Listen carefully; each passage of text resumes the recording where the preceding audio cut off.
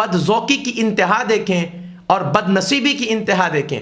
रसूल अक़दस सल्लल्लाहु अलैहि वसल्लम की 4 बेटियां पूरी उम्मत मुसलमा के यहाँ मुसल्लमा हैं, लेकिन चंद लोग खड़े हो जाते हैं, वो कहते हैं नहीं हम नबी की एक बेटी को मानते हैं। पहले तो मुझे ये समझ नहीं आती कि 4 में से एक को मानना, एक को तस्लीम करना, इससे तुम्हारे मकासद क्या हैं। फिर वो दलाइल देते हैं, देखें जी फ़लाँ जगह पर आपकी रिवायतों में, अहले सुन्नत की किताबों में, अहले सुन्नत के खुतबात में हज़रत फ़ातिमा का जिक्र तो मिलता है, हज़रत रुकैया, ज़ैनब और कुलसूम का जिक्र नहीं मिलता।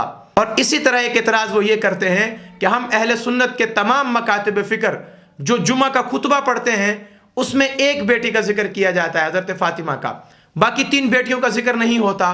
तो मैं यहाँ एक बात तो आपको बताता चलूँ कि अहले सुन्नत वल जमात ये 1300 साल से, इसके जितने भी आगे मकातिब हैं, तमाम का मुश्तरका तौर पर यह नज़रिया है कि सैयदा फ़ातिमातुज़ ज़हरा तमाम बेटियों से अफजल हैं और रसूलुल्लाह के हसनैन करीमैन, आपके नवासे, ये आपकी तमाम आले औलाद में अफजल हैं।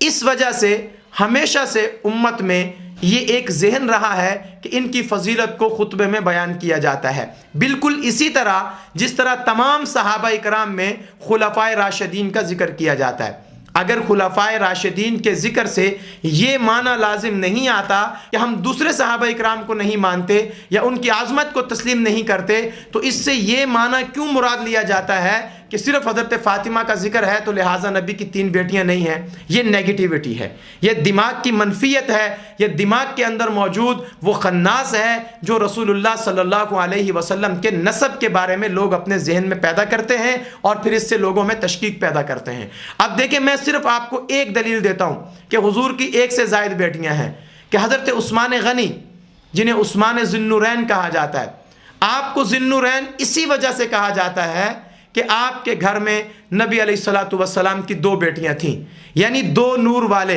नबी करीम सल्लल्लाहु अलैहि वसल्लम के 2 नूर हज़रत उस्मान के घर में थे।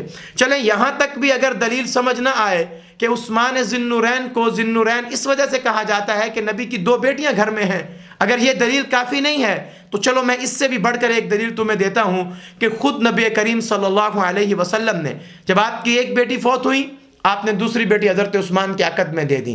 जब दूसरी बेटी भी फौत हो गई तो नबी करीम सल्लल्लाहु अलैहि वसल्लम ने एक जुमला इरशाद फरमाया। ये जुमला बताता है कि नबी की 1 से ज़ायद बेटियां हैं। हुजूर ने क्या फरमाया? फरमाया कि उस्मान, अगर मेरी 40 बेटियां भी होती तो मैं पे दर पे उस्मान तेरे निकाह में दे देता। 40 बेटियां, यानी वो 2 बेटियां हुजूर की थी तो हुजूर ने फरमाया कि अगर मेरी 40 बेटियां भी होती तो मैं उस्मान को दे देता। अगर वो बेटियां हुजूर की हैं नहीं तो हुजूर को क्या ज़रूरत है ये कहने की कि अगर मेरी 40 बेटियां होती तो मैं उस्मान को दे देता।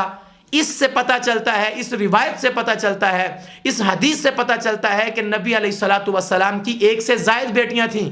हज़रत कुलसूम भी मेरे पैगंबर की बेटी है, हज़रत रुकैया भी मेरे पैगंबर की बेटी है और हज़रत ज़ैनब भी मेरे पैगंबर की बेटी है।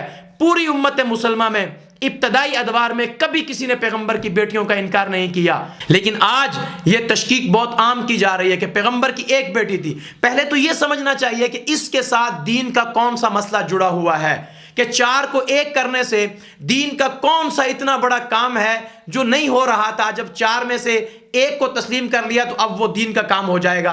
ये सिर्फ और सिर्फ दिमाग की नेगेटिविटी है, ये सिर्फ और सिर्फ अहले बैत उज़्ज़ाम से नफरत है, ये सिर्फ और सिर्फ पैगंबर के घर वालों से दुश्मनी है, पैगंबर के ख़ानदान से दुश्मनी है, इसके सिवा ये कोई चीज़ नहीं है। पैगंबर की 4 बेटियां थीं और उन 4 के नाम मौजूद हैं, 4 का ईमान मुसल्लमा है, 4 का नसब मुसल्लमा है। इस बात को करने से पहले कम से कम ये सोच लिया करें कि ये पैगंबर के नसब का मामला है और पैगंबर के नसब की हिफाजत करना हर मुसलमान मर्द व औरत की जिम्मेदारी है।